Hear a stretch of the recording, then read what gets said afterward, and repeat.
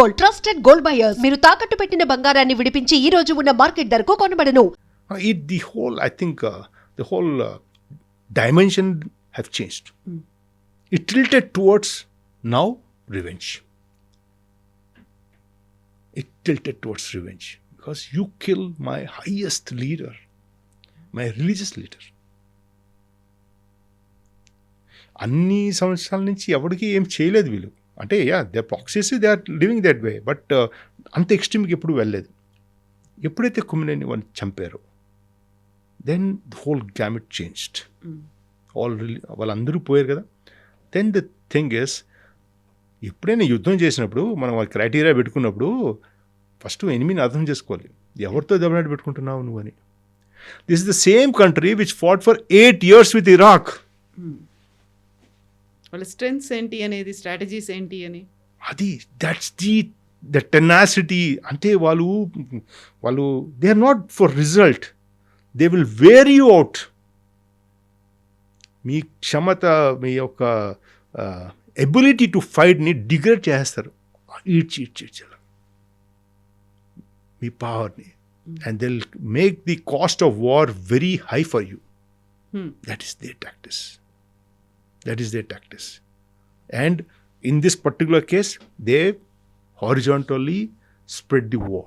West Asia, etu velleru, atu velleru. Respect chesaru purtiga. So, principally, where are they coming to? Iran is coming to simple thing. No negotiations. Yeah.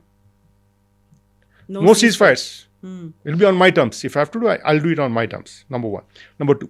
Number 3 is every US facility and every US base from this Persian Gulf to get out. Latest ఈరోజు పొద్దున యూఏకి చెప్పాడట, మీ దగ్గర missiles పెట్టుకున్నారు.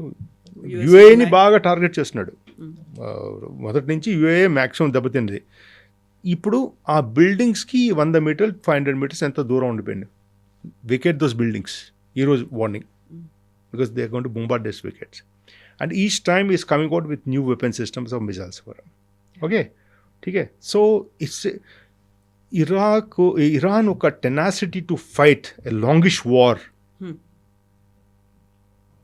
అది US తన ప్లాన్లో calibrate చేయలేదు, అర్థం చేసుకోలేదు, అసలు క్యాలిబ్రేట్ చేయలేదు. అంటే వాళ్ళు స్విఫ్ట్ అన్నారు, స్విఫ్ట్ అండ్ సాఫ్ట్. వెనిజులా అయిపోయింది కదా, వెనిజులా అయిపోయింది, ఇరాక్ చంపేసాం అయిపోతుంది.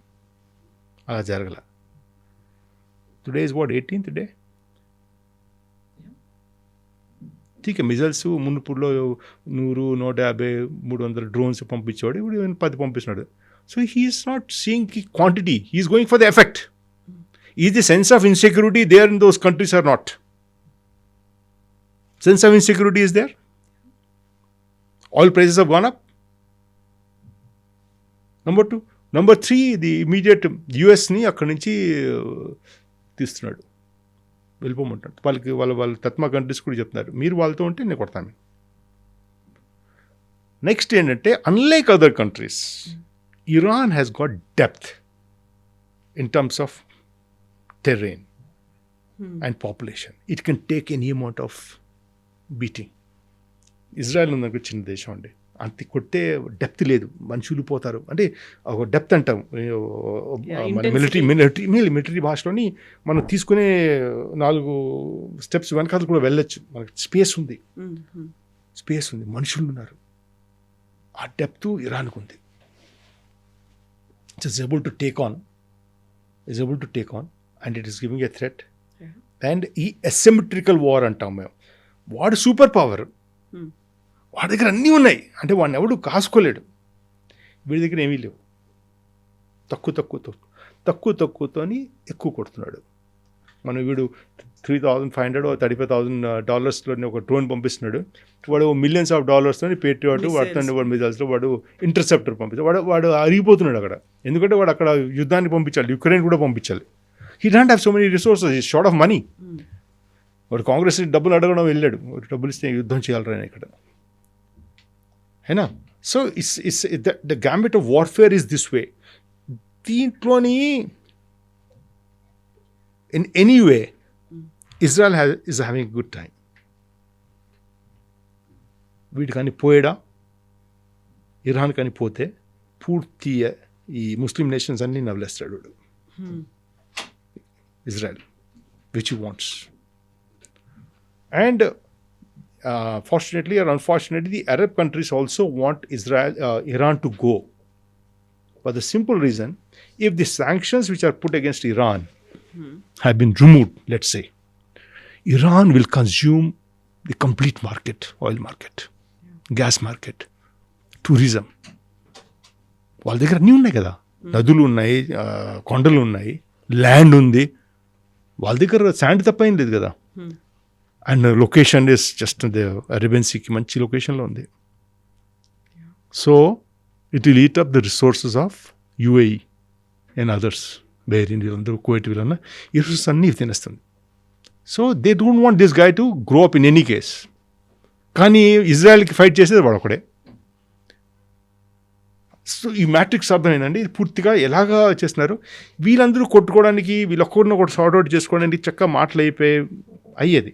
ఇవన్నీ చేసుకోకపోయినా the war has been force upon all of us. ప్రపంచం మీద అందరి మీద రుద్దారు, అది మన మీద రుద్దాడు. అనవసరం అది అంటే ఒక పెద్దరికంగా ఆలోచించే విషయం కాదు అది. అండ్ బ్యాడ్ టైమింగ్ ఎప్పుడు మాట్లాడతాను లైఫ్లోని, టైమింగ్ చాలా important. We are all civilized people. అటు యుక్రెయిన్ అంటారు, ఇక్కడ గాజా అంటాడు, ఇక్కడ ఇది అంటాడు, తారిఫ్ అంటాడు. అంటే ఎక్కడో ఒక చోట అయితే ప్రపంచాన్ని బతకడాలి. ఒకరోజు ఎండ్ కాలు, ఒకరోజు గ్రీన్లాండ్ నాది అంటాడు, ఒకరోజు ఇది అంటాడు, Cuba is out sir, Cuba is out. Cuba ఒకప్పుడు యుఎస్కి కళ్ళు ఇలా చూపెట్టింది నువ్వేంట్రా అని. అండ్ ది క్యూబన్ క్రైసిస్ చదవండి అది. What they did almost nuclear missiles తెచ్చి పెట్టారు యుఎస్ వాళ్ళు. రష్యా తెచ్చి ఇక్కడ పెట్టేసింది. ది వెంట్ ఫుల్ చిన్న కంట్రీ. అప్పటి నుంచి స్వాతంత్రం ఉంది. ఇప్పుడు దొరికిపోయారు. వెనిజులా దొరికిపోయింది. వీటన్నిటికీ ఈ చిన్నవన్నీ ఇక్కట చేసి US is targeting primarily China. But China consumes maximum oil from Venezuela and Iran. ఈ రెండింటి మెయిన్. అది ఇండియాని ఎందుకు తీసుకుందో తెలుసా? వదిలేసింది లేదు. We are part of BRICS. Brazil, Russia, India, China. It is an organization which said we'll start negotiation and we'll start buying and selling oil not on dollars but the local currency. US యొక్క strength is a petrodollar. That is వాళ్ళు ఒక agreement చేసుకున్నారు, oil ఎవరు అమ్మినా డాలర్లో అమ్మాలి. ఆ dollar మీద దెబ్బతీస్తున్నారు. So US has to make sure that the BRICS don't function as a unity. వాళ్ళని బ్రేక్ చేయాలి, వాళ్ళకి పట్టాలి. ఫస్ట్ వాడు బుర్రలో పెట్టుకుంది చైనాని. చైనాకి ఆయిల్ రాకుండా చేయాలి. ఆఫ్ కోర్స్ ఆయిల్ మాట్లాడుతున్నప్పుడల్లా బుర్రలో మనిషి పెట్టుకోవాలి oil plus metals which are for AI computers. ఆ మెటల్స్ అన్నమాట చాలా స్కేర్గా కనబడతాయి. రేర్ ఎర్త్ మెటల్స్ అంటాం. ఇవన్నీ వెనిజులాలో ఉన్నాయి, పూర్తి బోర్డు ఉన్నాయి. So anyway, that market, he has to control these two markets. He has to control the flow of the oil to China. And ఈ యొక్క ప్రాసెస్లోని ఇజ్రాయెల్ కూడా బెనిఫిట్ అవుతుంది కదా, కొట్టడం వల్ల, అక్కడ యుద్ధం చేయడం వల్ల. అలాగే వాళ్ళు దిగిపోయారు. Now it's in a situation, ఇది ఎస్కలేట్ చేయాలా, అక్కడ ఆపాలా. ఇప్పుడు ఎవరు వచ్చి మాతో మాట్లాడతారు? Because Iran is not talking to anyone. Iran ఎవరితో మాట్లాడటం లేదు. ఇరాను చాలా ఇంట్రెస్టింగ్ జరిగిందండి. ఇరాన్లోని ఈ ఇరాన్ ముందర ఇరాక్ వార్ అయింది ఒకప్పుడు. అక్కడ సదాం హుస్సేన్ ఉండేవాడు. అతను సింగులర్ కమాండర్ అన్నమాట. అన్నీ అతని మీదే, అతను ఏం చెప్తే జరిగేది. అప్పుడు వీళ్ళు రియలైజ్ అయ్యి ఒక జనరల్ సాబ్ కూర్చొని ఒక పాలసీ తీశాడు. అతను జరూరీ ఏదో పాలసీ ఉందిలేండి. ఆ స్ట్రాటజీ ఏంటో తెలుసా? ఈ సుప్రీం లీడర్లు ఎవరు పోయినా ఏం పోయినా ఠీకే, the whole power will be delegated to 31 provinces. Each province will be handled by a middle rung official. He is authorized to take decision to use his resources on his own. అందుకు there was no ripple effect, there was nothing happening. Officials అందరూ పోయారు, యుద్ధం is on. దీంట్లోని Israel కొడుతున్నాడా, UN కొడుతున్నాడా, ఎవరిని కొడుతున్నాడో ఆ ఒక్క official ఉన్నాడు, వాడు ఇష్టం వచ్చినట్టు కొడుతున్నాడు. there is nothing centralized now. That's what. ఇప్పుడు ఖమేనీ చనిపోయిన తర్వాత వెరీ రీసెంట్ గా లారీ జానీ కూడా అతను చనిపోయాడు. ఆయన పోయిన తర్వాత కూడా సులేమాన్ ఇతను ఇన్ఛార్జ్ బజ్లిస్ అదంటే బ్రిటన్ గ్రూప్ వాళ్ళ ఇన్ఛార్జ్, ఆ గ్రూప్ ఇన్ఛార్జ్ ఎవరు చెప్పాను కదా, ఈ సివిలియన్స్ అందరూ వాలంటీర్స్ వాళ్ళ ఇన్ఛార్జ్ వాడిపోయాడు, అందరూ పోయారు. Doesn't matter, it's all delegated now. Survivability, survive అవ్వాలి వీళ్ళు, స్ట్రగుల్ ఫర్ ఎగ్జిస్టెన్స్ అనేది అవ్వాలి. అంటే we are ready to prolong this war, and US wants to compress in time. US ఎందుకని అంచనా వేయలేకపోయింది? అక్కడ ఇరాన్ దగ్గర ఉన్నటువంటి పవర్ని అంచనా వేయలేదు. ఫస్ట్ ఖమేనీని కొడితే అంతా సరెండర్ అయిపోతారు అనుకున్నా, but that is not happening now. ఆ తర్వాత స్ట్రైట్ ఆఫ్ హార్మూజ్ని మూసేస్తారు, ఇదెందుకు ప్రెడిక్ట్ చేయలేకపోయారు? మిగతా అన్నిటి మీద ఇంపాక్ట్ పడుతుంది. ఎర్లియర్ డేస్లో అన్నారు మేము మా మిలిటరీని పంపిస్తాము టు గివ్ దట్ ప్రొటెక్షన్, అక్కడ షిప్స్కి మేము ఇస్తాము అన్నారు, but that is not happening. ఆ తర్వాత చేతులు ఎత్తేసారు. ఇవన్నీ అయిన తర్వాత బలవంతంగా ఇజ్రాయెల్ తీసుకొచ్చేసింది, యుఎస్ అందులో ఒక పావులాగా మారింది అనేది. అక్కడక్కడ అది కరెక్టే మీరు చెప్పినండి. అది దాని తర్వాత ఏమైందంటే అసిమెట్రిక్ వార్ఫేర్ ఉన్నప్పుడు ఎప్పుడు తక్కువ ఉన్నవాడికే కొంచెం వెయిట్ పెరుగుతుంది, because is got nothing to lose also. ఇప్పుడు ఒక మిజైలు, బికాజ్ మిజైల్స్లో వీటి స్ట్రాంగ్, 10 మిజైల్స్ ఉన్నాయండి స్ట్రాంగ్, మీ దగ్గర 1000 మిజైల్స్ ఉన్నాయి, ఠీక్ మీరు 1000 కొట్టండి, నేను నా 10 మాత్రం కరెక్ట్గా కొడతాను. He is selecting the targets appropriately to create that effect. Aircraft careers అందరూ పారిపోయి ఒక్క ఎయిర్క్రాఫ్ట్ కెరియర్ని కొట్టాడు అనుకోండి వీడు నీట్గా, the war is over sir. The US government, Trump government పడిపోతుంది అక్కడ.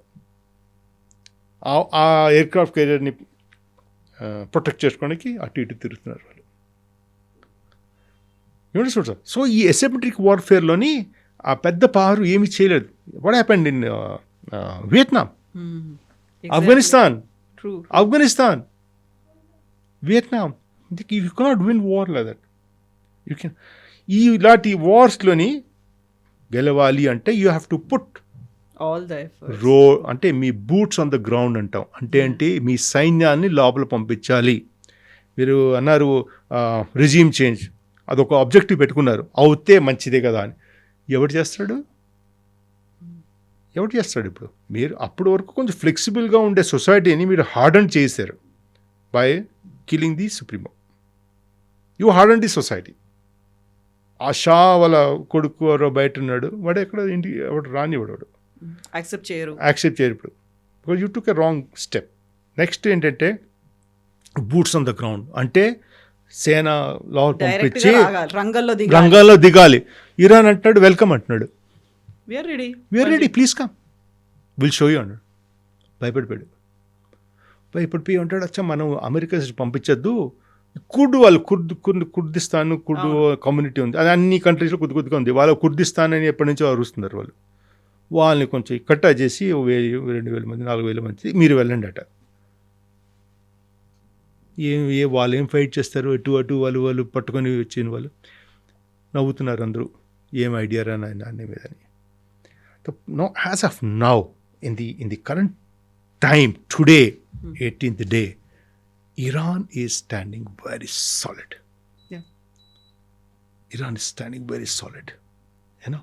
It is US and Israel have to rethink their whole plan.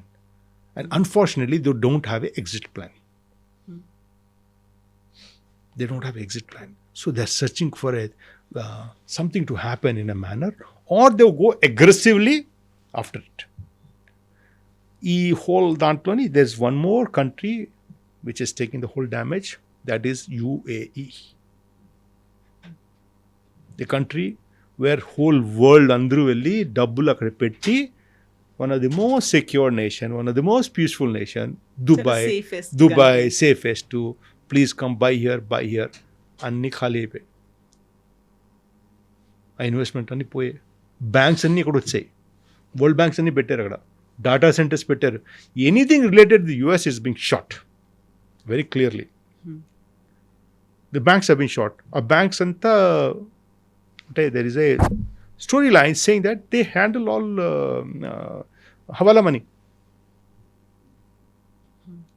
Iran డబ్బు కూడా అక్కడే ఆ బ్యాంక్స్లో ఉంది, యూఏలోనే ఉంది. అక్కడి నుంచి వాళ్ళు హెజ్బుల్లా వాటన్నీ పంపిస్తాడు వాడు, బికాజ్ ఆయిల్ అమ్ముతాడు కదా, ఆయిల్ ఇప్పుడు కూడా అమ్ముతున్నాడు వాడు. Is selling almost 1.5 to 2 million barrels per day. Iran today is earning money. ఇవంతా హవాలాలో వస్తుంది వాళ్ళకి, ఆ మిలిటెంట్ గ్రూప్స్కి వెళ్తున్న డబ్బు.